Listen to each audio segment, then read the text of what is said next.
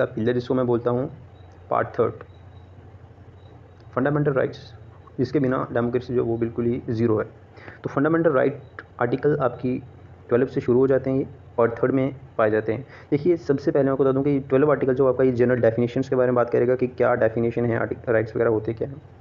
फिर जो आपका आर्टिकल 13 है ये बहुत इंपॉर्टेंट है। आर्टिकल 13 जो है ये आपका डील करता है इन लॉ इनकन्सिस्टेंस या फिर जो भी फंडामेंटल राइट के रास्ते में कानून आएंगे, जो भी दुविधा आएगी, उन सबको आर्टिकल 13 डील करेगा दोस्तों। शुरुआत होती है हमारे फंडामेंटल राइट्स के आर्टिकल 14 से, जिसमें हमारा पहला राइट आता है जो हमारा है राइट टू इक्वलिटी।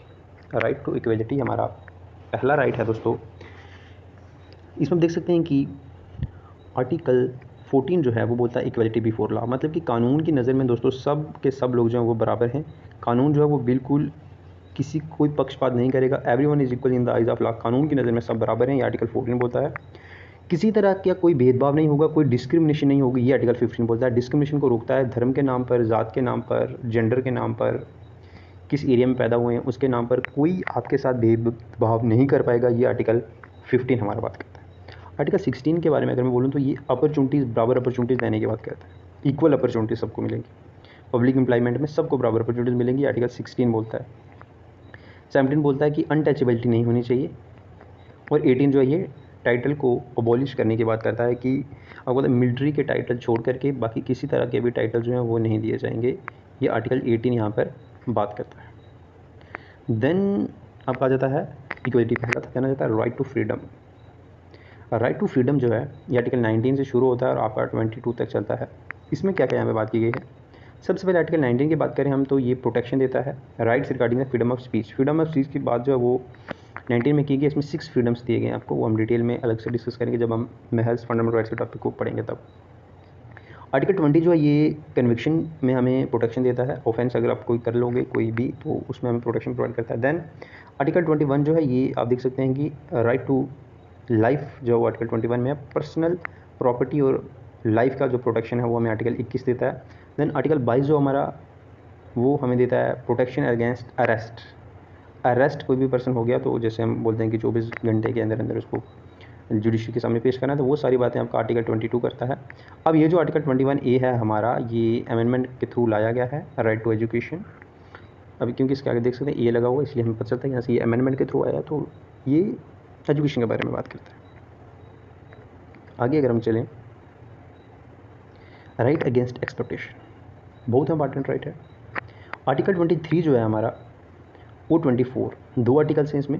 23 जो है ये बोलता है कि जो हम व्यापार होता है ह्यूमन बींग्स में या फोर्स्ड लेबर में उसको रोकता है। ये ट्रैफिक्स जो व्यापार किया जाता है ना इंसानों का, उसको रोकने की बात करता है हमारा आर्टिकल 23। और 24 जो वो बोलता है कि आपके जो छोटे बच्चे हैं उनको फैक्ट्रीज़ में काम नहीं लगाना चाहिए, तो चाइल्ड लेबर को रोकने का काम जो वो हमारा आर्टिकल 24 करता है। 23 जो है वो इलीगल ह्यूमन ट्रैफिकिंग के बारे में बात करता है। देन हमारा आ जाता है दोस्तों right to freedom of religion. Right to freedom of religion article 25 से लेकर के 28 तक आता है ये हमारा। 25 आर्टिकल जो है ये बात करता है हमारा पूरी तरह से हर एक आदमी को फ्रीडम है कि वो कोई भी रिलीजन जो है उसको फ्रीली अडॉप्ट कर सकता है, उसको प्रैक्टिस कर सकता है, उसको प्रोपोगेट भी कर सकता है, उसका बढ़ावा भी करवा सकता है। कोई भी रिलीजन आप अडॉप्ट कर सकते हैं, आप चाहे किसी भी धर्म में, उसको छोड़ करके दूसरे धर्म आप अपना सकते हैं। आर्टिकल 25 बोलता है फ्रीडम है पूरी।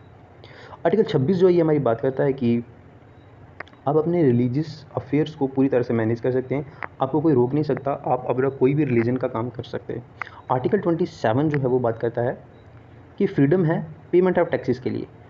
टैक्स जो है वो किसी भी रिलीजन को प्रमोट करने के लिए आप ले सकते हैं, ये आर्टिकल 27 बात करता है। 28 जो है ये भी काफ़ी इंपॉर्टेंट है इस इंट्रोडक्शन में। आर्टिकल 28 जो है ये बोलता है कि अटेंडेंस एट रिलीजियस इंस्ट्रक्शन या फिर religious worship in education institution.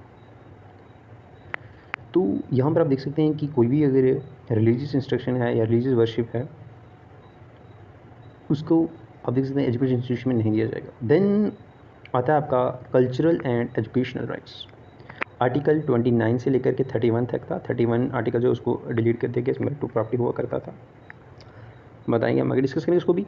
तो आर्टिकल 29 जो है ये माइनॉरिटीज़ के राइट के बारे में बात करता है। माइनॉरिटीज़ वो लोग होते हैं जिनकी जनसंख्या कम हो, तो उनके बारे में बात करता है ये 29। 30 जो है ये उनको स्पेशल राइट्स देता है कि वो अपनी मर्जी के एजुकेशन इंस्टीट्यूशन खोल पाएँ। आर्टिकल 30 29 के प्रोटेक्शन के बारे में बात करता है। फिर आर्टिकल 31A जो है आपका, ये आपकी प्रॉपर्टी स्टेट के बारे में बात करता है, और 31B जो है ये भी कुछ एक्ट्स के बारे में, इसी रेगुलेशंस के बारे में बात करता है, और C जो है ये सर्टन डायरेक्टिव प्रिंसिपल्स के बारे में आपका बात कर रहा है। 31D जो इसको रिपील कर दिया गया, 31D आर्टिकल जो इसको रिपील कर दिया गया है हमारा। देन फाइनल लास्ट हमारा जो फंडामेंटल राइट है वो आता है यहाँ पे, राइट टू कॉन्स्टिट्यूशनल रेमेडीज़। देखिए राइट टू कॉन्स्टिट्यूशनल रेमेडीज़ जो है हमारा, ये आर्टिकल 32 से लेकर 35 तक चलता है, 35 से लेकर के 32 से 35 तक जो है हमारा आर्टिकल 35 पे ख़त्म होता है। ये भी काफ़ी इंपॉर्टेंट है, इसके बिना तभी डॉक्टर B.R. अम्बेडकर साहब ने इसको बोला heart and soul of the Indian constitution, because कि इसके बिना आपका और कोई भी फंडामेंटल राइट बिल्कुल जीरो है अगर ये नहीं होगा। तो जैसे आर्टिकल 32 जो है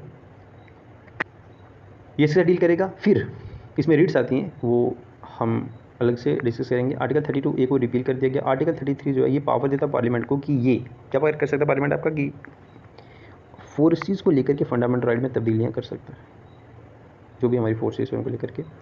देन हमारा आता था आर्टिकल 34, ये आप देख सकते हैं कि मार्शल लॉ के साथ डील करता है। देन आर्टिकल 35 जो है वो इसकी पूरी प्रोविज़न, इस पार्ट के पूरी प्रोविज़न के साथ डील करता है दोस्तों।